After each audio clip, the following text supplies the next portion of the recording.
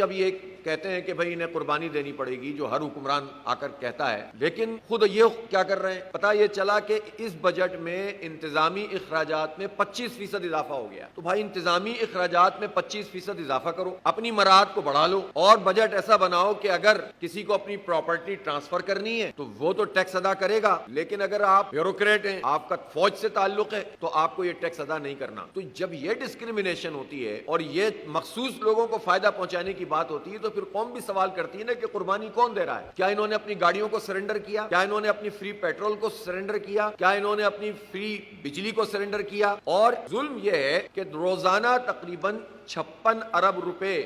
یہ بورو کر رہے ہیں، یہ قرضہ لے رہے ہیں مختلف بینکوں سے، اور آپ کو معلوم ہونا چاہیے کہ صرف آئی پی پیز کی مد میں پچھلے 10 سال میں 8,344 ارب روپے یہ، اور اسی طرح سے اگر آپ دیکھیں گے کہ آئی پی پیز کی مد میں جو قوم نے بھگتا ہے وہ 42 ارب ڈالر پاکستان کے عوام نے وہ پیسے ادا کیے ہیں ان آئی پی پیز کو، کہ جو کیپیسٹی چارجز کے نام پر ان کو دیے جا رہے ہیں، اور یہ پیسے ہم سے ٹیکسوں میں وصول کرتے ہیں، بجلی کے بلوں میں وصول کرتے ہیں، پیٹرول کی لیوی میں وصول کرتے ہیں، اور اب تو آٹا اور چینی اور دال اور چاول اور گھی، اس کے اوپر جو بنیادی ضرورت کی چیزیں ہوتی ہیں ایک آدمی کی، اس کے اوپر وصول کرتے ہیں۔ تنخواہ دار طبقہ بل آ رہا ہے، 375 ارب روپے تنخواہ دار طبقہ انہیں ٹیکس جمع کرایا، انکم ٹیکس۔ جاگیرداروں پہ ٹیکس نہیں لگاتے، اور انہوں نے یہ زرداری صاحب فرما کر گئے کہ ہماری سمجھ میں نہیں آتا، ہمارے کچھ دوست یہ کہتے ہیں کہ جاگیرداری تو ٹیکس دے رہے ہیں۔ تو میں ذرا پوچھنا چاہتا ہوں زرداری صاحب، آپ کی اپنی جو زمینیں زرداری فیملی کی یا بھٹو فیملی کی، اس پہ آپ نے پچھلے سال کتنا ٹیکس دیا ہے؟ ذرا قوم کے سامنے تو لے کر آئیے، پتہ چل جائے گا کہ